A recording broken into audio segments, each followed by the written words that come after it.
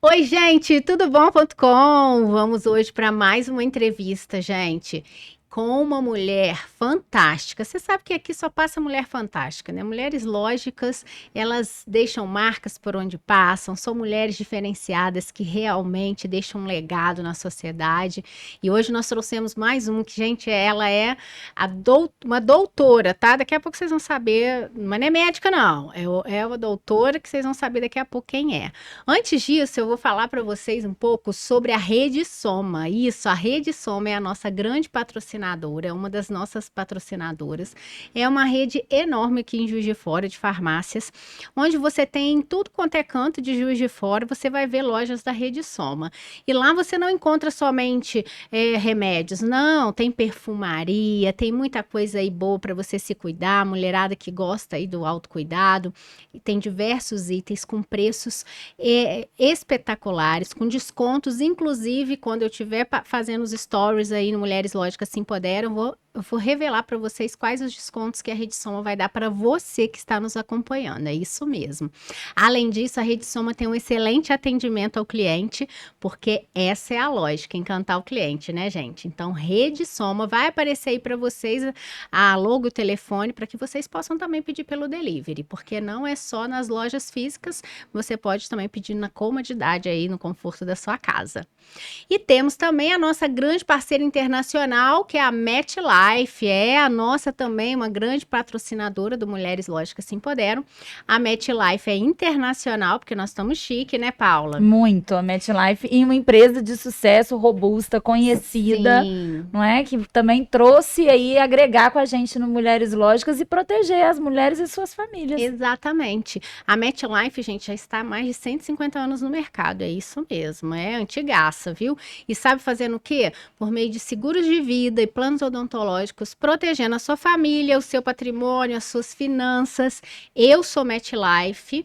Com certeza, sou cliente deles, porque eu resolvi me assegurar e também formar uma poupança, sabe, gente? Porque depois você pode, de 2 anos, resgatar esse valor. Além de você estar assegurada, você pode fazer o resgate com o valor corrigido. Então, é tudo de bom.com. Sou MetLife, sou Rede Soma. Vem ser você também, porque essa é a lógica, Essa é a lógica, Paula? mulheres e famílias lógicas. Muito bem. Gente, também não posso deixar de falar do nosso gloss, né? O gloss Mulheres Lógicas. Esse gloss tem ácido hialurônico, ele é vegano e tem uma menta que fica assim maravilhoso. É ótimo para beijar na boca também, né, Paula? Pois é, produtos pra gente. A gente tá cuidando das mulheres em todos os sentidos. A gente fala de empoderamento, a gente fala de cuidado, a gente fala de saúde e, logicamente, nós estamos falando da estética do autocuidado, deixar hidratado, refrescante e aproveitar a vida, né? É sobre isso. Eu vou até dar uma retocada aqui no meu, ó. Vamos aproveitar, né, Paulo? Para ficar aí, ó, chique pro vídeo. Que cheiro maravilhoso, gente. Bom demais. Tudo de bom mesmo.com. Esse aqui pode ser seu. Adquira o seu. Entre em contato aqui com as Mulheres Lógicas Se Empoderam. Vamos ter o prazer de você iluminar os seus lábios, ok? Agora nós vamos para a nossa grande entrevista do dia aqui, gente, que é uma mulher espetacular. Ó, tem uma loura, trajetória incrível. Ó, uma trajetória bem incrível mesmo, tá? Vou falar uma coisa para vocês. E ela tem uma fala doce. Vocês vão até meio que falar assim, como assim? Sabe por quê, gente? Ela já foi delegada. Então, quando a gente fala em delegada, a gente imagina que é aquela mulher né? Com aquela cara fechada, sisuda. Não, ela tem uma fala doce, você vê que ela se posiciona com muita elegância. Olha, é impressionante essa mulher. Além disso, ela já foi presidente do Conselho Municipal dos Direitos da Mulher, ó, aqui de Juiz de Fora. Que, ó, mulher, gente, é peso pesado, tá? Já foi secretária da Segurança e Cidadania de Juiz de Fora também. E muito mais coisas que ela vai contar aqui pra gente que ela é, tá? Inclusive, compartilhar com a gente a história dela, né? Exatamente. Todos os desafios que ela passou. Eu conheço um pouquinho aí da trajetória dela nesses momentos de mais convivência que a gente teve.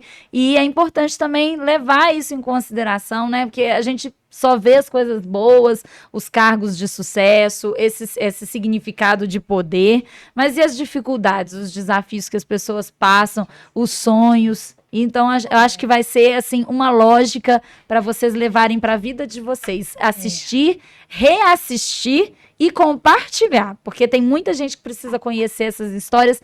Prata da casa, de Juiz de Fora, uma pessoa que está aqui no dia a dia, para você se inspirar. Ó, gente, sabe quem ela é? É doutora Sônia Parma, isso mesmo, com os belos par de olhos e com 61 anos que não parece que tem, tá, gente? Muito bem-vinda, viu, Seja bem-vinda. doutora? É um prazer estar aqui com vocês, Cláudia, a querida Paula, né, que me sucedeu agora, né, na nova eleição, recente a eleição, né, de sucessão lá do Conselho Municipal de Direitos da Mulher, e ela agora é presidente. Então, assim, eu tenho maior admiração pela Paula, e é um prazer conhecê-la, estar aqui. Estou observando a entrevistada anterior e estou, assim, amando o programa. Estou gostando muito, achei a proposta excelente. Muito obrigada pelo convite. Que legal, muito bem-vinda, seja muito bem-vinda, viu? A sua história é muito bela, né? Eu imagino a quantidade de desafios que a doutora passou durante todo esse período, mas eu quero começar lá de trás, né? A senhora é de Juiz de Fora mesmo, nata daqui, certo? Não. Não! Ó! Da onde que Eu é? estou há 40 anos aqui em Juiz de Fora. Eu sou, né, cidadã honorária de Juiz de Fora por serviços prestados a Juiz de Fora. E aqui eu casei, eu tive meus filhos, eu os eduquei, então assim, eu devo muito a Juiz de Fora. A minha Sim. trajetória de trabalho foi aqui, o sucesso, né, em tudo que eu me propus a fazer aconteceu aqui. Então, Sim. assim, Juiz de Fora, para mim, é muito mais querida do que o Rio de Janeiro, de De onde onde você veio? eu vim. Carioca. Na verdade, eu nem sei, eu falo que eu sou... Mineroca. Não. De certa forma, né? Mineiroca. Porque eu nasci no Rio de Janeiro com 2 anos. Meu pai voltou para Ubá. A minha família é toda de Ubá, da família dos móveis. Sim. Meu avô é pioneiro, foi pioneiro na fabricação de móveis, móveis Ubá. E na época, meu pai tinha se desentendido com o pai dele e casou e foi embora para o Rio. E lá nascemos eu e minha irmã.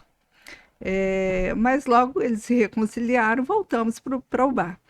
Com 18 anos, surgiu no colégio onde eu estudava um edital do concurso da Polícia Civil. E eu tinha um namoradinho e ele falou assim para mim: Sônia, vamos fazer o concurso da Polícia Civil? Eu faço para perito criminal, você faz para escrivã, e se a gente passar, a gente casa. Aquelas coisas de jovem, né? E eu falei para ele: não vou fazer isso não, detesto polícia. Quando eu era criança, meus pesadelos eram com a polícia, e eu só conhecia a polícia militar, que era fardada. Eu sonhava, tinha pesadelo com a polícia militar, ia para a cama da minha mãe. Depois, frequentando o ensino fundamental, eu tinha que passar em frente à cadeia pública. Meus colegas sempre querendo visitar os presos. Eu nunca gostei, nunca aceitei. Você nunca quis essa aventura. Eu não queria isso para mim. Então ele disse assim: não, você não vai fazer o concurso porque você não tem capacidade. Falei assim: tá. Meu pai não ia permitir isso. Arranjei dinheiro emprestado para fazer a inscrição, para tirar fotografia, e fui lá fazer o concurso. E eu passei, ele não. E no curso de formação eu fui a primeira colocada do estado. Olha. Então, assim, eu tive o privilégio de escolhi Juiz de Fora para continuar meus estudos. Por quê? Naquele momento eu tinha acabado o ensino médio e a polícia exigia, né, para o cargo de escrivão somente o ensino médio. E hoje não, hoje é exigido o curso superior para o cargo. Naquela época, ensino médio. Então, eu passei, vim para Juiz de Fora e eu queria fazer odontologia. Naquele momento, eu queria fazer odontologia. Só que eu passei no concurso da polícia, entrei, eu imaginava, né, nessa ocasião, eu trabalhava como secretária-geral de vendas do Grupo Parma. Olha. Então, assim, minha família, ninguém aprovou naquele momento que eu fizesse concurso para a polícia. E eu tinha lá um cargo que ele era equiparado ao chefe do departamento pessoal Então, assim, era um cargo de destaque na empresa. Sim. De confiança. E ganhava mais. Ganhava mais. Boa. Só Ainda que, estava indo numa situação favorável. só que como sobrinha dos donos, eu era muito exigida. Então, assim, se tivesse que despachar um caminhão de móveis domingo, eu tinha que ir lá. Então, assim, eu ganhava bem, mas eu tinha que trabalhar em qualquer momento que fosse exigido. Sim. E aí eu falei assim, não. Aí, ouvindo aqui a Júlia, eu fiz uma retrospectiva nesse sentido, que eu tive que sair da empresa, onde eu era muito bem tratada por ser sobrinha dos donos e até afilhada de batismo de um deles, e vim para a polícia para ganhar menos, um desafio, porque para mim ser escrivão seria uma espécie de secretária, Uhum. e eu não sabia direito. Fato é que na academia, no curso de formação, quando eu tinha aula de tiro, os colegas na frente dando tiro, eu pulava. E eu pensei que eu não fosse ser aprovada nessa disciplina, porque eu errava todos os tiros. Olha. Eu tinha tanto medo daquilo que eu errava todos os tiros. Até que o nosso professor de arma, ele disse para mim, olha, você parece muito com a minha neta, eu vou te emprestar a minha arma para você atirar. E eu acho que ele foi muito carinhoso comigo, que ele estava vendo que eu ia ser reprovada. Então, Queria te ajudar. ele foi quase que um personal ali para me ensinar a atirar. Então, assim, voltei, e toda vez que chegava uma pessoa presa e o delegado sendo enérgico, eu me encolhia, era máquina de escrever naquela época, eu me encolhia debaixo da máquina de escrever, era muito difícil. Você era escrivã. Com 18 anos. Com 18 anos, Com assim, 18 novinha também, né? Não tinha experiência de vida nenhuma, era exatamente. super protegida pela Sim. família e tal. Então, foi um desafio grande. Imagino. E aí, a ideia era fazer odonto já na carreira. Eu falei assim, agora vou ter que ser delegado, né? Vou ter que ser delegado, porque é mais fácil aqui eu trilhar esse caminho. Mas você se encantou com o passar dos dias, com a carreira, e aí veio a ideia de fazer o concurso para a delegacia, para a delegada?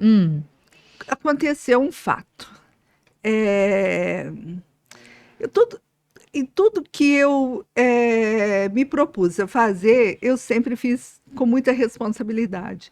E aí os delegados me disputavam. Eles achavam que eu era muito disciplinada, que eu era muito organizada, que eu tinha muito comprometimento. Então, assim, eles me disputavam. Eu era muito sobrecarregada. Eu falei assim, não, vou ter que fazer direito, vou ter que resolver minha vida, porque desse jeito estou sendo explorada. Então, aí passei no concurso e passei no vestibular, fui fazer direito à noite. Nós tínhamos naquela época, na polícia, uma liberalidade de sair 1h30 antes do fim do expediente, mas eu nunca conseguia sair, porque sempre, né, quem conhece a rotina da delegacia sabe que você não trabalha com agenda, toda hora chega um imprevisto, né? Sim. E aí fiz a faculdade, nesse ínter eu casei, eu tive um filho no 2º ano de faculdade e outro no 4º. E casei com um policial também, um perito criminal, não com aquele que nós terminamos, né? Logo que eu passei no concurso, a gente já não estava mais juntos, mas aí casei com um perito. E tive um filho no 2º ano de faculdade, outro no 4º. Eu me lembro que o colega que estava à frente do fundo de formatura, ele falava assim, Sônia, toda vez que eu olho para você está barriguda. Até o final do curso vai ter 5 filhos.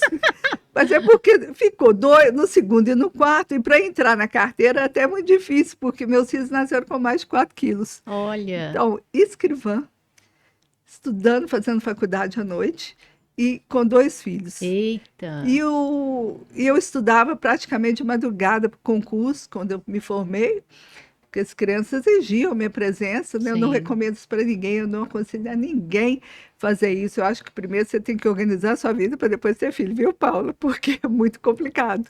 Aí eu andava com os livros nos braços dos ônibus, para baixo e para cima, e tinha um senhor que fazia, da linha que eu usava sempre, ele me perguntou um dia se eu era professora. Eu falei assim, não, não sou professora, não.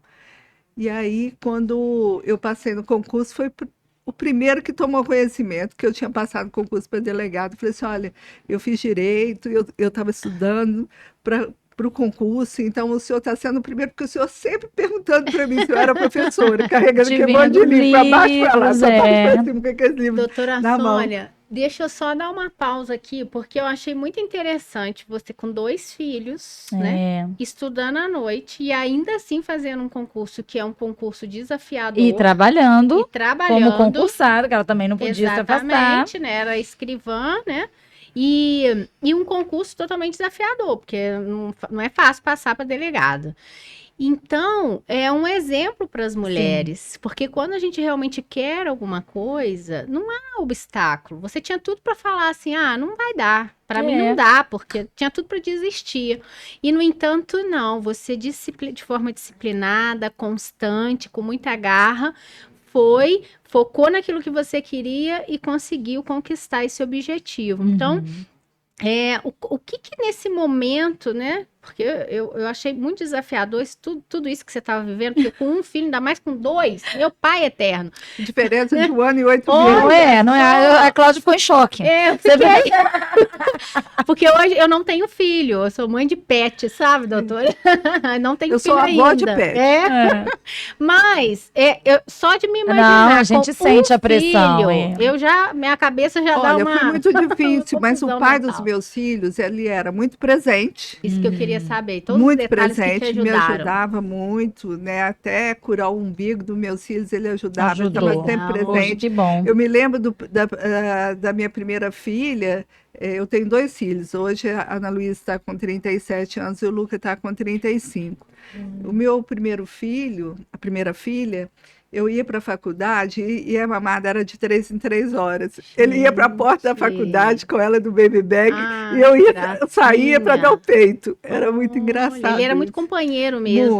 Muito participativo. Isso é e legal. minha mãe me socorria demais. Minha mãe foi uma guerreira também, me ajudou demais. Quem não tem mãe... Bom, naquela época...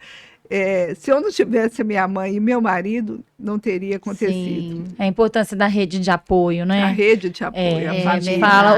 Hoje, né, se usa esse termo, né, de rede de apoio, porque a gente sabe que nem todo mundo tem uma família assim, tão organizadinha, né, que a mãe tá viva, em condições de olhar. Então, a gente fala rede de apoio, que pode ser uma babá, pode ser uma vizinha, uma irmã, uma amiga. Exatamente. Não é uma creche, se você tiver condições de colocar, né, numa creche integral. Hoje você tem, né, mais oportunidades, né? Naquela época, se eu não tivesse a minha mãe, eu não teria conseguido. Sim. Não teria. Mas minha mãe faleceu há 3 anos atrás e na hora do enterro eu falei isso para ela, que eu devia tudo a ela. Que lindo, né? E assim, os desafios das mulheres é isso. E uma grande mulher também te sustentou, que foi a sua mãe. Né? Com certeza. Ela também foi. Aconteceu um fato tão engraçado, porque ela era madrinha do meu mais novo, do caçula, do Luca. E eles tinham aqui uns 9, 10 anos, eu saí com eles para comprar um presente para minha mãe, era aniversário da minha mãe. E eles no banco de trás, eu estou escutando a conversa dos dois. Olha, Ana, o Luca disse, nós temos que comprar um presente muito bom para nossa avó, sabe? Porque ela é mais nossa mãe do que a nossa mãe. Sabe por quê? Porque eu tinha, às vezes, casos depois, quando me tornei delegada, que eu saía de casa, ficava uma semana fora. Meu Deus. Os colegas delegados saíam, entravam e eu revezando e eu, né, trabalhando atrás, por exemplo, de um estuprador, que eu não podia perder a linha de investigação.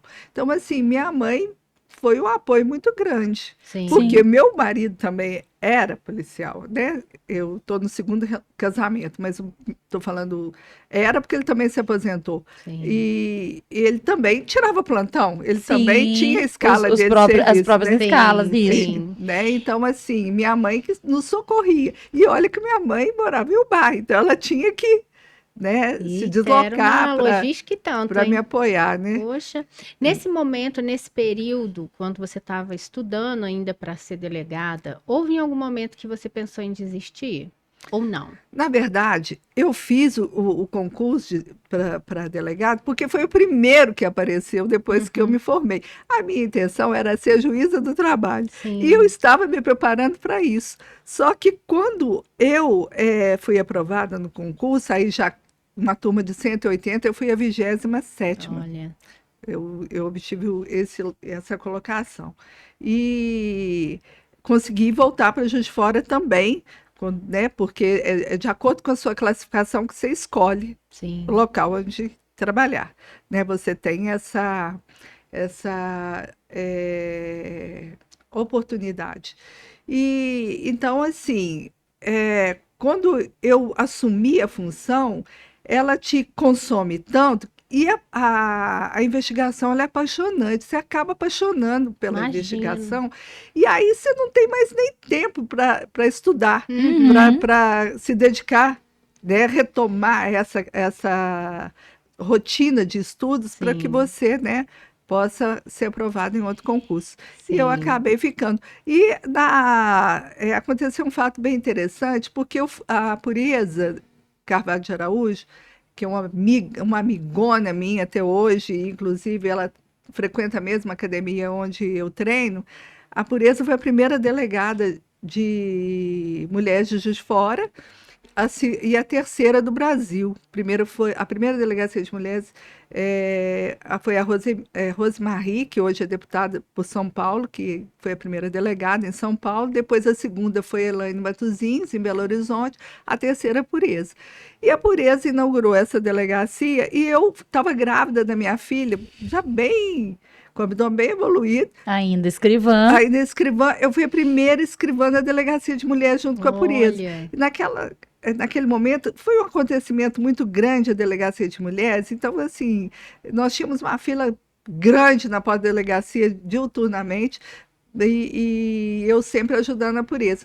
Depois, quando eu fui aprovada no concurso, eu voltei, eu vim para Juiz de Fora para assumir a delegacia de mulheres, porque a delegada que estava à frente da delegacia, ela estava indo embora para Belo Horizonte. E aí eu fui convidada a assumir o lugar dela. Essa delegada depois se tornou chefe de polícia, a primeira chefe de polícia feminina no nosso estado, que é a Andréia Vacchiano. Então, assim, a Andréia foi para Belo Horizonte e eu assumi o lugar dela na delegacia de mulheres. Lá, o regional na época, quem me fez o convite, brigou para eu assumir a função. Lá, a chefia dizia que eu era inexperiente, eu tinha acabado de passar no concurso de delegado. E aí, meu chefe aqui defendeu a minha vinda, dizendo que eu tinha mais experiência que qualquer outra, porque eu já tinha passado lá como escrivã. Sim. Então, assim, eu assumi e fiquei 15 anos. 15 Olha anos. só, né? Olha, gostou bastante, né? Desse desafio. Ontem eu estava escrevendo um artigo, né, pro mês das mulheres, e eu gosto sempre assim, de fazer alguma citação de alguma mulher, e eu li uma frase que eu não usei ontem, mas ela estava esperando assim na minha cabeça. Eu falei assim, vai chegar um momento que essa frase vai se encaixar. A Oprah, né, que é âncora de vários programas, né, nos Estados Unidos, reconhecidíssima. Com certeza. Não é? Grande Ela mulher lógica não também. ela citou essa frase, né, que é assim: sorte é estar pronto quando a oportunidade aparece. É verdade. E a doutora Sônia, embora eu a conheça, né, mais próxima lá no conselho e em outras oportunidades que nós tivemos de estarmos no mesmo time, eu não sabia, né, dessa vocação, porque não foi você que escolheu a delegacia que te escolheu. Escolheu. Você acabou de falar. Quando eu fui para lá, eu falei assim com o meu chefe, não, eu não quero ir para lá, não.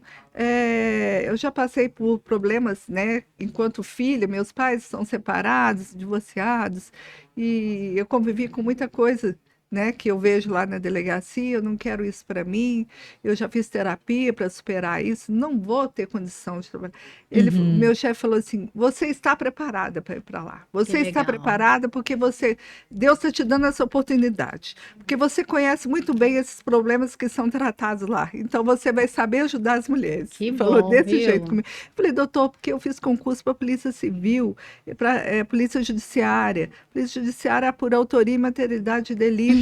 Eu não sou assistente social, eu sou psicóloga, porque eu já tinha vivido a experiência enquanto escrivã, no sentido de que as mulheres estavam procurando a delegacia até para... Para desabafar. Eu não queria usar essa palavra, mas é para desabafar, exatamente. Para dividir, para compartilhar, para ter um ombro, Sim. né, para chorar. Então, assim, aí daí veio aquela falsa ideia de que as mulheres não têm vergonha, porque elas vão à delegacia e depois não tomam providência. Mas a verdade é que as mulheres não tinham onde buscar ajuda. Isso. E aí a delegacia foi assim uma porta bem larga para que elas pudessem ir e pelo menos contar a história sem ninguém julgá-las. Sim. Né? Sim. E aí eu falei, não, eu não tenho essa qualificação, meus policiais não têm, nós somos treinados, nós temos uma formação para apurar crime, autoria e materialidade de delito, não temos essa qualificação para... né, fazer uma escuta não julgadora, uma escuta mais qualificada. Não, você está preparada, eu tenho certeza, você já viveu isso, então você vai passar por isso muito bem e eu conto com você. Eu fui. Um ano depois, eu estou lá pedindo mais recursos, ele falou assim para mim, você já não é delegado de polícia mais, Sônia, você já virou delegado de mulheres. Porque não tem o feminino da palavra, mas não tem do cargo, é delegado. Sim. Não é delegada. Então ele falou, você já virou delegado de mulheres. Você está até babando, Sônia, você só fala nisso. Você comprou a causa, aí, né? E falava assim, toda vez que eu ia lá pedir mais recursos, mais viatura, mais, né, investigador, mais escrivã, uma estrutura melhor, ele falava assim, para de ir para a televisão e incentivar as mulheres a fazerem a denúncia. Você que está criando a demanda. Para com isso. Eu falei, doutor, mas eu tenho que esclarecer o que está acontecendo. As mulheres têm que saber quais são os direitos delas. E que aqui na polícia nós temos condição de resolver esse tipo de problema. Sim. Nossa, chegou o ponto de um dos meus chefes, toda vez que eu entrava na sala, ele já levantava e já perguntava, o que você quer? Eu quase fiz o gesto aqui. Ele levantava, ele já ia caminhando comigo para a porta. Tá bom, vou tentar resolver, vou tentar. Já veio o problema, ele falou, já veio o problema, porque eu só levava o problema. Ele falou, você não está trazendo solução. Porque é o seguinte, as delegacias, na época que eu, né, iniciei esse trabalho, e eu posso dizer isso com muita propriedade, que em 2004 a Secretaria Nacional da Mulher, ela promoveu um encontro de todas as delegadas que estavam trabalhando à frente das delegacias de mulheres em Belo Horizonte, isso foi em 2004. Então, assim, as falas são sempre as mesmas, eram pelo menos, que a delegacia de mulheres era colocada lá no final da edificação, na cozinha que eles chamavam, né? Na cozinha da edificação. Os piores indisciplinados investigadores eram, né, designados para a delegacia de mulheres. Então, assim, nós tínhamos que reeducar, nós tínhamos que criar recursos, né, para que a gente pudesse trabalhar com uma certa dignidade. Sim. Então, foi muito difícil no início. E foi assim que eu me despi da minha autoridade, né, e fui para o Movimento Popular de Mulheres para conhecer o fenômeno da violência, porque eu estava ali, né, na condição de autoridade da Polícia Judiciária e não entendia bem o que as mulheres queriam da gente. Uhum. O que essas mulheres querem da gente? Aí eu posso contar que as mulheres chegavam sempre olhando para ver se não tinha nenhum conhecido, Sim. para perceber ali a presença dela, para não contar para outras pessoas. Ela, quando chegava na nossa frente, na minha e dos meus, né, subordinados, falavam para mim assim: olha, eu já procurei o pai dele, já procurei a mãe, eu já procurei os irmãos, eu procurei os melhores amigos do casal, eu tinha um dinheirinho que eu reservei, eu já paguei o psicólogo, eu já procurei o padre. Não tem jeito. Essa aqui é a última porta. Uhum. Eu não quero que ele vá para a cadeia, eu quero que ele pare de me bater, que ele pare de me ameaçar, de me obrigar a usar a roupa que eu não quero, de rasgar as roupas no meu corpo, de impedir que eu visite minha família. Olha. E então, lá também, né, a gente trabalha com crimes contra os filhos. Uma demanda grande de filhos agredindo as mães mais idosas, né? E até explorando e tomando dinheiro das mães idosas, né? É fato que as mulheres vivem mais do que os homens, porque, né, elas se cuidam mais, Sim. sem contar o problema da violência urbana, que é muito grande. Então, né, nos conflitos os homens morrem mais cedo. Sim. Então as mulheres vivem mais. Então as mulheres normalmente são exploradas, são agredidas, abusadas pelos filhos. Isso acontece muito. Então, assim, quando a gente fala em delegacia de mulheres, a gente pensa só no marido, no namorado, mas a gente sabe que os filhos também praticam muita violência contra as Sim. mães. Doutora, O abandono, né? essa turbulência de coisas, né, que era absorver todo dia um problema e problema em cima de problema e problemas assim, bem que mexem com a gente, né? Sim, Você saber problemas que uma mulher não está conseguindo viver porque o marido não deixa, né? Uma idosa está sendo, né, espancada pelo filho. São situações que mexem muito com o nosso emocional. Como que nesse período aí de 15 anos você conseguiu lidar com todo, né? Você tinha acompanhamento psicológico, você precisava disso nesse período? Como é que foi? Uma reivindicação antiga lá da polícia, né, dos policiais. Nós nunca tivemos assim, que foram disponibilizados, né? Essa ajuda nunca foi disponibilizada, esses profissionais nunca foram disponibilizados para todas as carreiras da Polícia Civil. Nós tínhamos que procurar e as nossas expensas. Mas nesse período eu tive 2 estresses muito severos. Um deles foi muito engraçado, que eu estava num sábado, eu estava, né, na manicure, e eu senti que meu braço estava meio bobo assim. E eu fui parar no hospital, lá na Santa Casa, no pronto atendimento, e fui com uma grande amiga minha, que era minha escrivã, e hoje é escrivã do Tribunal do Júri, que é a Jurema. Fui com ela lá e meu marido. E o médico que me atendeu era um cardiologista. E eu falando com ele, e no final ele falou assim: você tem que procurar um psiquiatra. E me deu uma receita lá, não sei se foi ansiolítico, e na hora que eu já saí brava, falando que, olha, esse médico tá achando que eu tô doida, que não sei o que, reclamando. A minha amiga disse assim: ô Sônia, você tem que procurar, sabe por quê? Eu que te conheço, tudo bem, entendi, porque você não está falando coisa com coisa, então, assim, você está ruim, você está precisando de ajuda mesmo, e agora, se eu não te conhecesse, eu ia achar que você estava realmente num estado bem avançado de paciente psiquiátrico mesmo. Aí, tá, saí de lá, tomei minha receitinha e tal, o ansiolítico, e na segunda-feira, estava inaugurando era a época do primeiro governo do Custódio, ele estava inaugurando aquele sistema resgate, e eles botaram as viaturas todas ali, né, as ambulâncias ali no Parque Alfred, e estava lá o palanque, e o meu chefe me mandou representá-lo. E o doutor Andrés, que era o representante de todas as equipes que estavam ali, que iam socorrer as pessoas, e era o chefe da anestesia da Santa Casa, me conhecia, ele estava lá quando eu cheguei: ô Sônia, tudo bem? Você está aqui? Começou a conversar comigo, e tá, vamos lá para eu te apresentar meus meninos. Quando chegou na segunda equipe, doutor fulano de tal, que eu estendo a mão, quem era? O médico que me atendeu na Santa Casa. Aí eu olhei pra cara dele e falei assim, o senhor já me conhece, né, doutor? Tudo bem com o senhor?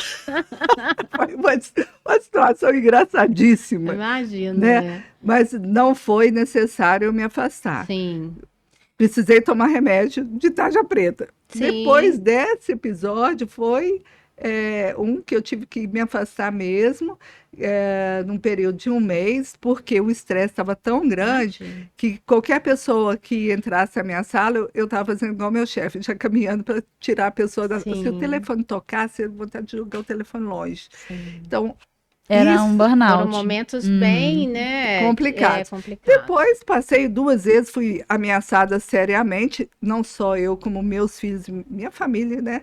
E aí fiquei mal também, mas Sim. É. num período de 30 anos, eu acho que foi pouco. Não, é muito Foi pouco. forte. Eu acho que fizeram um bom teste psicológico, Porque psicotécnico, você, né, para aguentar. aguentou. Porque não é fácil. Não Como é você mesmo, não. falou, a gente vê muita coisa ruim. Sim. Muita coisa ruim. E eu apurava muito crime contra criança também, violência Olha. sexual contra criança. Meu Eu Deus. tive casos seríssimos de violência sexual contra criança. Sim. Então, esses costumam te tirar realmente Sim. do eixo. Imagino. É, Chega em casa, você, né? não Às vezes eu consegue nem chegava em dormir casa, meus direito. filhos falavam assim, mãe, tá triste? Eu falava assim, não, tá tudo bem. Aí, às vezes, contava mais ou menos o que tinha acontecido, aí eles falavam assim, por que você não prendeu ele? Por que você não fez? Aí tem os entraves, né, que a legislação, Sim. né, nos impõe, Sim, que às vezes você tem que percorrer um caminho longo para ver a pessoa punida, né? Então, Sim. assim, é complicado. Tem que, É tem que ter muita pesado. inteligência emocional, né? Eu pesado.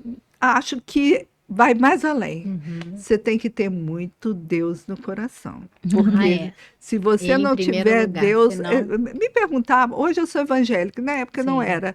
Então, eles perguntavam, você é evangélico? Porque eu tanto falava de Deus, sempre Sim. falei muito de Deus. Sempre teve E muita Deus fé, me né? amparou demais. Nos momentos mais difíceis, eu falava assim, eu estava numa investigação que eu não tinha nada. E, de repente, eu fazia uma oração, aparecia uma ponta do iceberg, e você Olha. puxava e acabava Sim. Mas né, a fé, né? desvendando Muito né, importante. a autoria, a materialidade do A delito. fé é né? muito importante. É. Não é a religião, é a fé. É verdade. Essa É a fé. relação com Deus, né? É muito Isso. importante. Eu sou muito Né? temente a Deus. Eu acho que É. isso que me sustentou, Isso que eu. sabe? Com isso que me certeza. sustentou. Porque Muito. só Deus mesmo. E, pra e dar a força nesse sensação momento. de estar cumprindo o dever, Sim. não é? Porque as forças policiais, né, como todas as áreas que operam o direito, né, cada um tem a sua função, não dá para invadir, não é? O cercado da outra função, a gente sabe que, como ser humano, muitas vezes a gente quer pegar, quer prender, quer punir, já tá, né, tá resolvido, mas tem que pavimentar aquilo para que a justiça seja feita. Mas quando o profissional se cerca ali de estar fazendo o procedimento corretamente, ele também usa aquilo como um amparo, porque ela sabe que ela está fazendo. Então, logicamente, tem momentos mais tensos, como a doutora citou, né? Olha, não voltava para casa, era uma semana, eu tinha que estar seguindo o rastro, eu não podia. Então, claro que você tem aqueles momentos mais tensos, mas você tem a consciência tranquila, né? É verdade. Nenhuma voz grita tão alto quanto a da nossa consciência. Com certeza, Sim. com Então, certeza. quando você tá ali, não, mas eu tô fazendo a minha parte, vai outro caso, não, tô fazendo a minha parte, juntamente com a fé. E, claro, em alguns momentos, normal a gente precisar realmente pedir ajuda, porque o corpo adoece. Às vezes a mente quer voltar lá pro serviço, fala, não, deixa eu ir pra lá, eu tenho coisa para fazer, minha mesa tá cheia de coisa para fazer. Só que o corpo adoece, né? A gente tava até conversando nos outros bate-papos. Alimentação vai embora. Você não para comer. Você tá tão focado de fazer o que você precisa fazer, que Com você fala, certeza. não vou alimentar, não vou parar pro almoço, porque aquela 1 hora ali do almoço vai me atrapalhar. Você Uma hora a trabalha conta muito de chega, aí o madrugada, corpo, né? né? Eu Ah lá. trabalhava muito de madrugada, muito. Então. Eu me recordo eu conto isso lá em casa, eles morrem de rir, eu estar no plantão, chovendo, um frio, eu no alojamento, aí os policiais vinham e batiam na porta, doutora, flagrante, e a gente dorme de roupa. Uhum. Então aí eu só calçando o sapato e pensando comigo assim, o que eu estou fazendo aqui? Eu quero ir embora, eu quero dormir. entendeu? E noites de sono fazem muita diferença, né? Até na Nossa, produtividade trabalhar à da noite pessoa. não é fácil, não é fácil. desafiador. O tal plantão. E na época, além de trabalhar à noite, nós concorríamos com uma escala que era o Ceresp. Sim. Nós não tínhamos a Polícia Penal, né? Sim. Então, nós tínhamos, cada semana era um delegado responsável, e fim de semana tinha que ir lá, né, para acompanhar as visitas, as revistas. Eu participei de uma rebelião no Dia das Mães lá, dentro do Ceresp, que foi assustador. Eles balançavam aquelas grades, parecia o jogo do Flamengo, o Fla-Flu, que aquele balançava assim, parecia que o Ceresp ia cair. Imagina Então, a assim, situação. além de tirar plantão, além de você trabalhar no expediente, você concorria à escala de plantão à noite, você concorria à escala de Ceresp, você concorre às escalas, né, extras em época de Natal, Ano Novo, Carnaval. Então, assim, para a mulher é muito sacrifício. Sim. É muito sacrifício. Imagino. E porque nós, desgastante, né, ali somos tratados em igualdade de condições. Depois que eu saí, é que hoje diminuiu o prazo. Hoje a mulher policial da Polícia Civil, porque na militar já acontecia, mas hoje da Polícia Civil também se aposenta com 25 Com 25 anos. Antes não, eu aposentei com 30 anos. Sim. Né? Não tinha... não tinha tratamento diferente, porque não tinha nem a função, né? Não tinha delegada, então não teria por que ter o tratamento diferente. E aí, foi um período de muita exigência no físico e no psicológico, Sim. né? Agora, nós mulheres policiais, nós somos muito respeitadas. Eu tive um chefe que ele falava o tempo todo, eu prefiro trabalhar com mulher do que com homem. E foi o primeiro chefe que nos deu a oportunidade de trabalhar na delegacia de registro de veículo. Eu trabalhei 1 ano lá na registro de veículo, de trabalhar na delegacia de habilitação. Eu trabalhei 2 anos na habilitação, porque lá na habilitação, toda banca que você trabalha, você ganha honorários extras. Então, isso aí é um diferencial, né, que ajuda, né, no orçamento familiar, porque até então só os homens tinham esse privilégio de estar nas funções mais especiais. Bem remuneradas. E bem né? remuneradas. Então, assim, hoje as mulheres estão assumindo qualquer posição lá na polícia. Antes, não. Antes nós ficávamos com o que era vamos dizer, o menos rentável, né? Sim. E quando você de fato assumiu, né, como delegada ali, né, porque você falou que quando via o seu chefe, que era o delegado lá, né, você tremia, né, você se escondia, quando você via a bravura dele, né? E aí certamente teve momentos que você precisou se posicionar ali em diversos momentos e ser engraçado. Brava, né? Como é que foi isso? Porque ela não tem cara de brava. Não, mas é firme, né? A firmeza. A gente vê que é firme. Você falou, Paula, aí né, dessa condição nossa de mulher lá dentro e dizendo que eu sou firme. Eu fui candidata a vereadora 3 vezes. Eu sempre andei na cidade pedindo voto e eu nunca tive problema com ninguém, com os homens, de um modo geral. Porque, como você falou, eu sempre trabalhei dentro da legalidade sendo firme. Então, assim, as pessoas nunca se sentiram lesadas ou abusadas ou, eu não sei, ofendidas com o tratamento que eu dei a eles lá na delegacia, né? E teve um episódio muito interessante que eu acabei de votar, eu estava candidata, e ali na Rua Alfred, com a Rio Branco, eu descendo, veio um senhor enorme, grande demais. E ele falou assim, bateu no meu ombro e falou assim, a senhora está candidata, né? Aí eu falei, tô. Ele falou, só se lembra de mim? Eu peguei e falei assim, não. Ele falou assim, pois é, eu estive lá com a senhora me atendeu na delegacia. Aí eu peguei e falei assim, eu te atendi lá? Com certeza, eu tinha razão, né? Ele pegou e falou assim, olha, a senhora tinha razão sim. Hoje eu estou bem com a minha família, eu parei de beber e por isso que eu votei na senhora. Olha. Desse jeito comigo. É. Eu assustei quando eu vi. Sim. Imagina. Quando eu vi, eu falei assim, ele vai querer criar um problema Sim. aqui comigo, né? Sim. Não. É. Então, assim, tem vários episódios que eu encontro de gente na rua, eu estando com meu marido, e encontro com pessoas, homens e mulheres que eu atendi na delegacia, que só tecem elogios a mim, ao meu trabalho, diante do meu marido. Então, assim, eu Que fico bom, né? muito Lisonjeada. agradecida a Deus, né? Uhum. Porque a gente tem também um compromisso muito grande de fazer, né, justiça. Eu entrei na polícia e sempre tentei fazer o meu melhor. Eu tenho um outro episódio para contar. Quando eu era delegada de trânsito, o meu pai falou assim: olha, eu tenho um amigo que ele está tentando tirar a carteira categoria A de motociclista e ele não está conseguindo. E já fez não sei quantos exames, ele não passa. Aí eu comecei a olhar para ele e falei assim, é isso mesmo? E o senhor é o culpado. O senhor é culpado. Ele falou assim, eu sou culpado? Eu falei, por que eu sou culpado? Eu falei, porque o senhor me ensinou a ser honesta, o senhor me ensinou a ser uma pessoa coerente com tudo que eu faço. Não. Então, eu não vou passar a ser um amigo porque o senhor está me pedindo. Sim.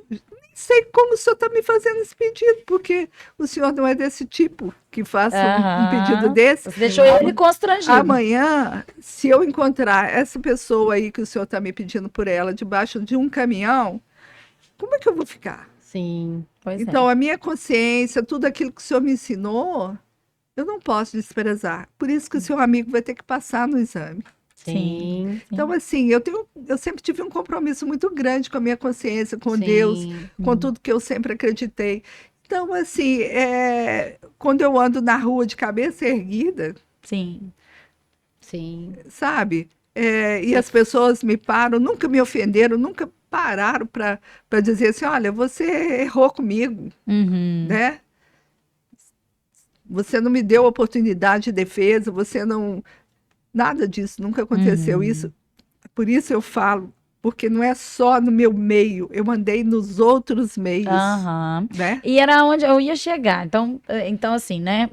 O pessoal que está acompanhando a gente, né? Nós estamos aqui acompanhando a história da doutora Sônia Parma, que é uma referência aqui em Juiz de Fora, logicamente fazendo esse link com o mês das mulheres, porque estamos próximos do mês das mulheres, quando essa matéria for ao ar, né? Quando o nosso podcast for ao ar, já estaremos em março.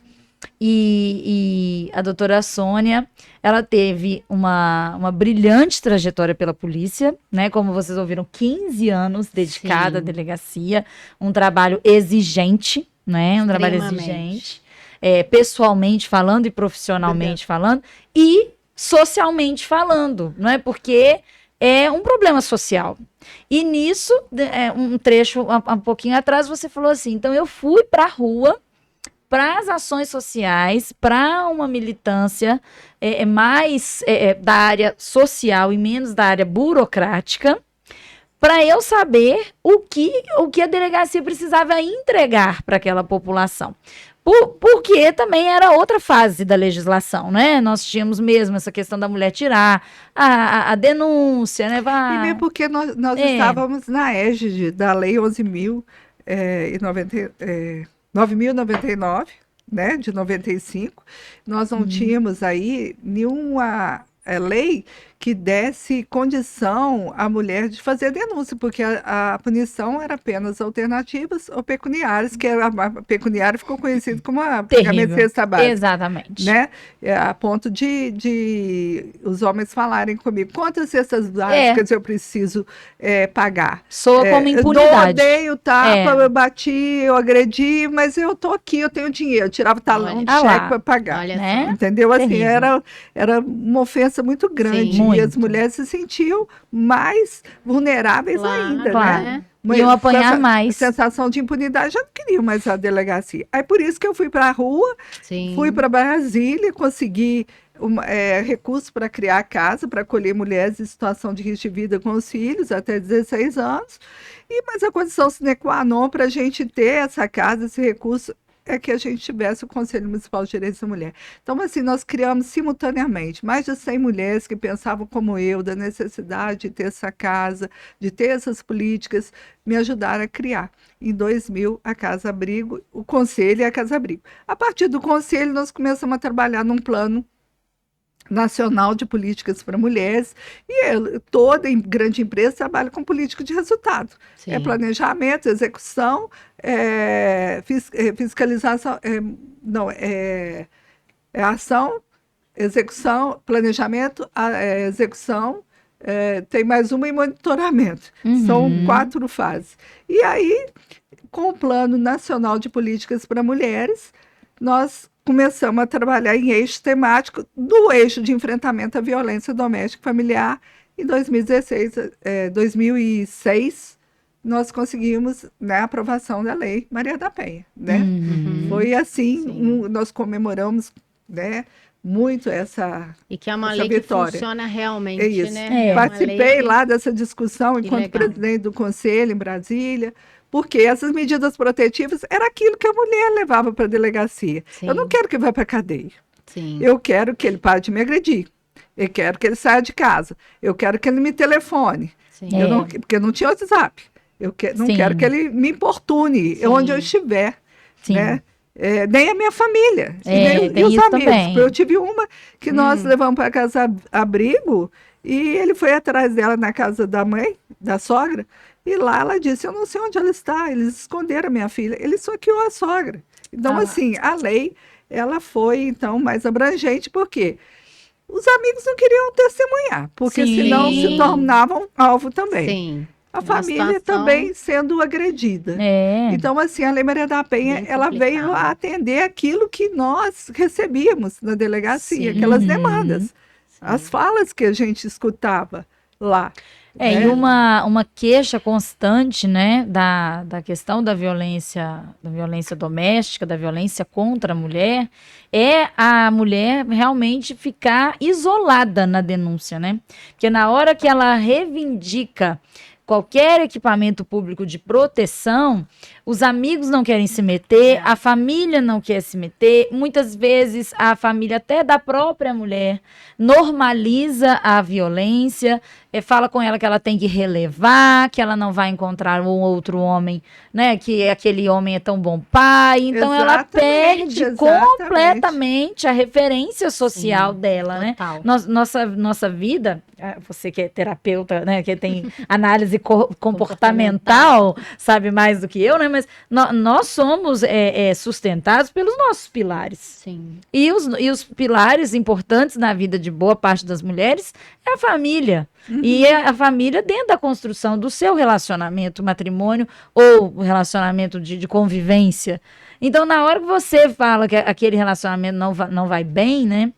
E eu até vou passar a palavra para a doutora Sônia, a gente pode atuar e precisa atuar na reprimenda, na parte final do ciclo da violência, que é de fato pegar o agressor e puni-lo exemplarmente para que sirva, né, para que outros visualizem e falem, opa, vou fazer isso não, porque essa lei é cumprida. Que infelizmente hoje boa parte das demandas cíveis também, só dever pensão alimentícia que bota medo nas pessoas. Dever o outro é uma questão de caráter, não é uma questão mais jurídica. É verdade. Por quê? Mas não tem prisão. Eu conheço gente que está com o nome no SPC há anos. Entendeu? Então, pouco se importa. Exatamente. Pouco se importa. Naturaliza tudo. Naturaliza. Então, isso é uma questão de caráter. Quem tem caráter faz acordo no fio do bigode, não precisa do contrato nem do processo para fazer cumprir. Sim. Quem não tem, não tem. É verdade. E acabou. Aí a pensão é a única que ainda põe um medo, fala, opa, essa aí prende, essa aí tem que pagar à vista depois para sair da cadeia. E você vai ter ali todas as consequências desse ato. E a legislação de violência doméstica, quando havia essa conversão em pena pecuniária ou em cesta básica, caía nisso também. Não leva a nada, não acontece nada. Aí a legislação foi mudando, foi para outras penalidades, assim como os crimes contra a mulher também foram mudando. Hoje nós temos o crime de stalker, nós temos outras coisas previstas na lei, mas a gente ainda tem números gritantes. Ao mesmo passo que a segurança pública avançou, o judiciário avançou, você acha que pela toda essa experiência de estar ali, de participar do Plano Nacional das Mulheres, das defesas das mulheres, você acha que outros eixos não conseguiram andar no mesmo compasso? Como, por exemplo, a questão da educação, que não foi junto. E Paula, eu vou falar por mim. Aham. Eu vou falar por mim. Eu Pela sua esperava, leitura. vou falar como delegada Sônia, porque eu estou aposentada. Uhum. Não estou falando pelo Estado mais, estou Sim. falando por mim, Sônia. Pela sua vivência. Minha vivência, ou a visão que eu tenho hoje. Eu esperava que nessa geração as coisas fossem ser diferentes. Uhum. Essa geração está pior, o desrespeito está pior. Ah lá. Está pior. Infelizmente, as pessoas têm sido omissas. Eu estou falando homens e mulheres em relação à educação. Eles querem transferir a educação para a escola. E eles não estão sendo mais, os pais e mães não estão sendo mais referência para os filhos. Sim. Então, assim, está complicado demais. Os valores estão perdidos. Eu vou dizer que eu estou ultrapassada, né? Não sei. Eu não entendo, né, os valores da juventude hoje. Uhum. Não entendo. Então, assim, não vou te dizer que os homens estão desrespeitando mais as mulheres. Eu estou dizendo que os homens e mulheres, a humanidade de modo geral, não se entende mais e a violência tá muito instalada. Não só contra mulheres, mas contra homens, contra o jovem, contra o velho, contra, Isso. né, Contra a criança. não tem mais limite. As pessoas perderam o limite. E você falou ali, caráter, palavra, gente, palavra valia muito. Muito. Né? Se você desse a sua palavra. Hoje, que isso? O que eu mais vejo as pessoas, né, agindo de tal forma, né? A gente conhece quem deve. A gente conhece quem deve, porque depois que eu aposentei, eu me aventurei a advogar, fiquei com o escritório aberto uns 5, 6 anos, e com a pandemia eu fechei. Então, assim, a gente acaba, e pela profissão que eu escolhi, eu, né, conheço muito, eu tinha a senha do InfoSeg, então eu conhecia a vida na financeira, eu entrava na Receita, eu entrava em vários, e eu conhecia a vida de muita... No trânsito, gente com um carro maravilhoso, caro, devendo PVA. Então, assim, as pessoas não têm mais... Esses valores né? que vêm são valores de família. Exatamente. São valores de família. E eu, certamente, eu queria até saber sua opinião, hoje a mulher, ela está muito mais bem né, informada. Hoje a própria lei, né, é um respaldo para ela. E eu acredito que hoje essa mulher que está um pouco mais empoderada, hoje ela se posiciona muito mais fácil do que antigamente. E isso acaba incomodando os homens, né? Que uma vez, as mulheres de antigamente, elas aceitavam muito ainda essa situação, mas hoje não. Hoje a mulher realmente põe a boca no trombone, hoje ela vai lá e liga para a polícia, ela tem o respaldo da polícia. Ela tem as portas para bater, né? Ela tem condição de... Ela tem recurso, que antes ela não tinha. Ela tem recurso. Agora, ela tem que, antes de mais nada, eu falava isso muito na delegacia, nos meus atendimentos, você tem que procurar uma ajuda para que você se fortaleça antes de tomar uma atitude. Porque se você toma uma atitude e volta atrás, é pior. Sim. Muito importante isso que a doutora está falando. Muito Ó, importante. Então, você tá repete aí escutando pra a gente nós, aqui.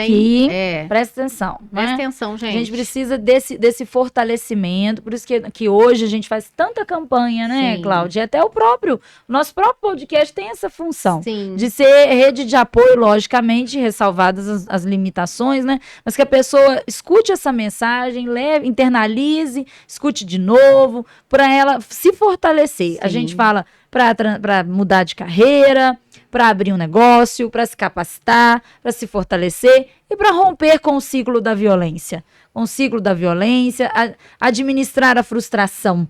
Eu sempre gosto de falar, é muito diferente. Vamos exemplificar, né, doutora Sônia? A doutora Sônia sabe disso, ela vai reconhecer rapidamente. Quando a gente tá na rua e a gente é furtado, a gente vai para a delegacia com sangue nos olhos. É verdade. Sim. Vai pra delegacia com sangue nos olhos. Eu fui furtada, aconteceu isso, isso, isso. Eu quero que prenda, eu quero que aconteça. É assim Meu mesmo. celular. A gente tem muita resposta para dar, porque a gente quer um resultado rápido. Aham. Quando é um caso de violência doméstica, a gente vai para a delegacia encolhida, sem palavras, sem saber o que pedir, o que foi buscar.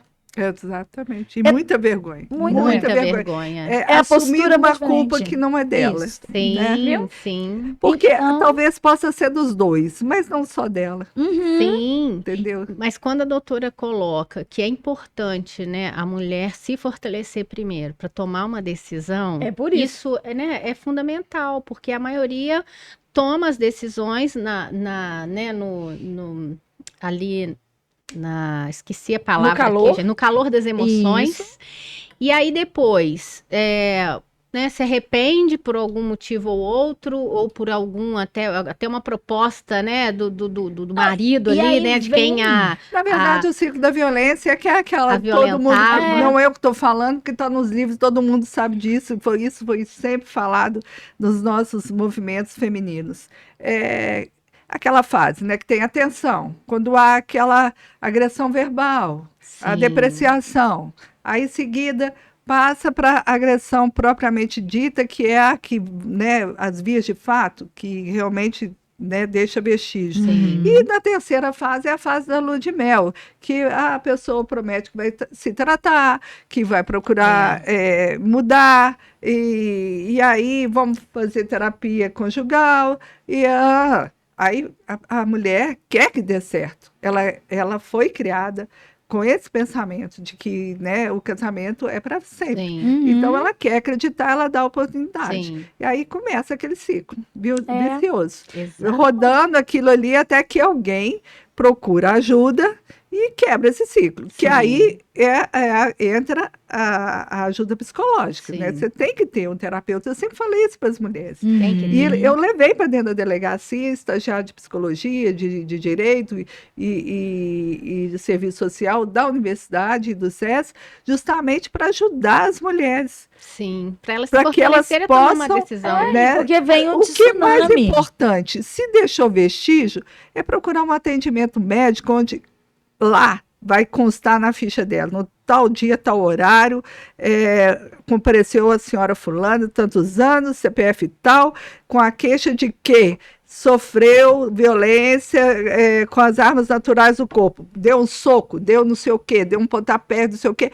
e relatando os vestígios que tem ali. Guardou aquela fichinha lá, Sim. está lá no sistema público ou então particular, aquela fichinha, porque aquilo ali serve como exame de corpo de delito. Sim. Então, aquilo é a prova, é a materialidade. Nós Sim. temos que ter materialidade. Agora, se ameaça, se for por telefone, põe no Viva Voz para alguém ouvir. Sim. Porque ela tem que se organizar e produzir provas, porque não adianta ela sofrer violência 20 anos, 30 anos, 10 anos, 5 anos, e o dia que ela resolveu, vou na colocar polícia e pra chega fora. lá e fala, é porque ele já fez isso, que ele já fez aquilo, cadê a prova? É. Muito A bom. polícia trabalha com falar prova, sobre a isso. justiça trabalha com prova, Sim. o advogado trabalha com prova.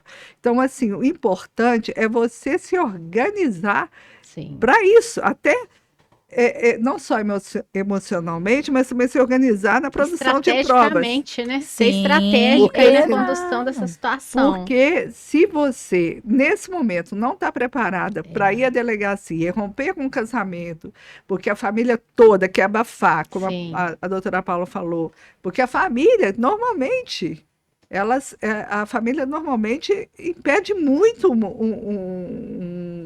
uma decisão Sim. da vítima. Então, assim, se você não está tendo apoio dentro da família, você tem que se organizar e buscar ajuda, né, fora.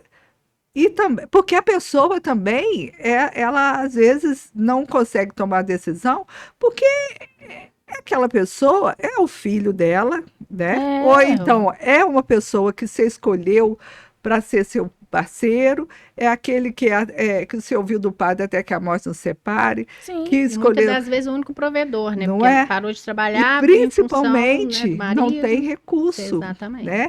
Eu conheço muitas mulheres que se organizaram até nesse sentido. Aham. Começaram a fazer bolo para fora, começaram a fazer brigadeiro para fora, começou a ter uma certa renda Sim. para E Sim. desvinculou. tomar uma decisão. Sim. Agora, se a coisa estiver muito séria, tem que romper rápido. É.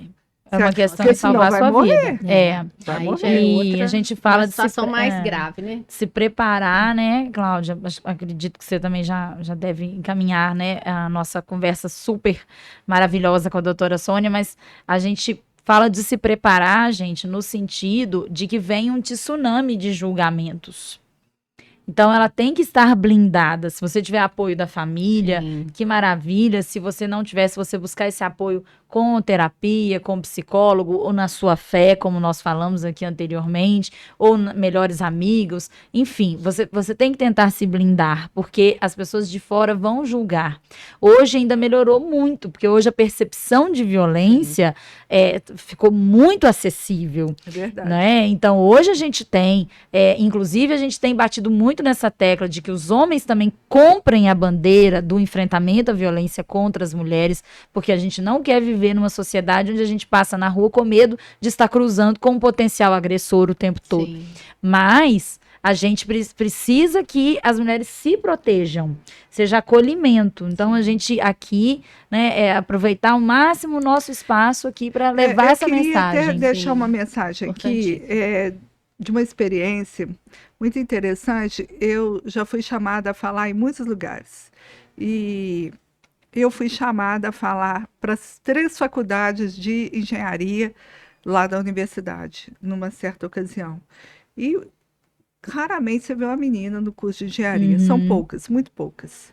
E eu fui falar e eu vi que né, era para engenharia de produção, elétrica e civil. Uhum. E lá no anfiteatro, muito grande, e ninguém estava dando, assim... a princípio, eu pensei que eu estava falando para quem não queria ouvir aquilo, né? Então, assim, mas no final, muita gente fez perguntas, participaram e tal. E um rapaz que estava lá, ele me contou uma história de que a vida inteira, um amigo dele viu o pai agredindo a mãe, a vida inteira. Ele contou para todo mundo ouvir lá, a vida inteira, e até que ele cresceu e foi defender a mãe. O pai estava armado com uma faca, tentando esfaquear a mãe, e ele foi intervir e ele acabou matando o pai. E ele tinha 18 anos na época, ele foi a julgamento, ele foi absolvido. Só que ele não conseguiu conviver com a dor e ele acabou se matando. Pois é, olha só. Então, assim, isso aí foi um testemunho muito forte, porque a gente às vezes fala assim, não, só as mulheres que sofrem, as crianças que participam disso, sendo homens ou meninas, meninos ou meninas, todos sofrem muito. Afeta Todos demais, né? afeta. Então, isso aí pode trazer consequências graves, Sim. né? Não só comportamental, mas também na questão do Na psicologicamente saúde mental, falando, né? E até aquilo que a gente sabe que acontece muito, que é repetir esse comportamento. Repetir os mesmos erros. Repetir esse comportamento, né? Acaba Agressivo. repetindo. Então, assim, a gente tem que falar muito para as mulheres, porque às vezes elas falam assim, mas eu tô com ele, mas eu não quero que meus filhos cresçam sem pai. Mas para o filho, às vezes, uma separação e os pais, né, sendo amigos, é uma relação muito mais saudável Sim. do que conviver sob o mesmo teto com esse tipo de comportamento. Sim. Né? Então, as mulheres têm que compreender isso, não querer justificar uma atitude omissa em nome dos filhos. Sim. Né? E conscientes, né? Foi muito importante o que a doutora falou, porque o estar ali com esse agressor a consequência é muito pior do que uma separação, né? Porque essa convivência vai trazer um padrão de comportamento repetido que talvez ele possa ter e a questão psicológica que ele vai ficar, né, sendo influenciado por toda aquela cena, né? Que ele todo dia vivencia. O adoecimento de toda a família. Exatamente. Né? De toda a família. Total. Todo mundo. Doutora, olha, é um assunto tão interessante, você tem tantas coisas importantes pra gente. E muito. Daria pra ficar aqui, né? 10 horas, muito mais pra falar. Fora os causos, né? Como boas mineiras. Né? E a doutora também já ambientada como Juiz Forana. A gente gosta de contar um caos. Com certeza. Uma hora nós temos que marcar um café, né? Pra contar bastante Com causos. certeza. Aqui, mas agora a Paula, né? A doutora Paula tem uma função muito importante. Ela como presidente do Conselho do Antônio. Que chique. Porque hoje nós temos um plano municipal, né? De políticas para mulheres. Sim. E nesse plano... nós ali trabalhamos também a questão do enfrentamento à violência, educação, né, geração de renda. Não, isso mesmo, esporte. São muitas coisas. Então, assim, nós precisamos trabalhar, né, com muita clareza no sentido de levar, né, para o executivo propostas de mulheres, não só das que fazem parte do conselho, mas de toda a sociedade. E você aí, né, que é formadora de opinião, né, Paula? Isso mesmo. Levar para o conselho e, por via de consequência, para o executivo, propostas factíveis que a gente possa mudar a realidade das mulheres que mais precisam, né? Isso Porque, mesmo. graças a Deus, nós temos oportunidades de resolver problemas sérios rapidamente. Mas tem mulheres que não têm acesso, né, até a informação. Eu sempre digo que hoje a melhor arma é a Lei Maria da Penha, mas a melhor arma mesmo é a informação. No sentido do que a Lei Maria da Penha pode trazer de benefício para a sua vida. É verdade. Né? Como usar essa lei. Porque todo mundo sabe que a lei existe, mas ninguém sabe o que... Né, a maioria não abre a lei para entender como usar essa lei a seu favor, né? Muito bom, muito perfeito. Bom, né? Doutora, quer deixar uma frase para as mulheres, uma frase né, que talvez você leve para sua vida ou queira compartilhar como com as um lema de vida? Sei, não me ocorre nenhuma frase agora, né? Mas uma mensagem. Tem aquela frase, né, que todo mundo repete lá, né, no conselho: nenhuma de nós é melhor do que todas nós juntas. Né? Excelente. Então, eu acho que nós, juntas, podemos, né, promover mudanças necessárias e que vai, de certo modo, melhorar esse ambiente que nós estamos procurando aí, a paz social, né? Sim. A paz social está cada vez mais distante, né? Então, assim... Fazer a nossa parte, né, em busca dela. E eu sou mãe de um rapaz, né, de 35 anos, uma moça de 37, que eu quero para um, eu quero para o outro. Então, nós queremos igualdade de oportunidade e respeito. Isso aí. Muito bom. Lindo, né? Claro. Para parabenizar a nossa convidada. Muito obrigada, doutora. Excelente, foi ótimo.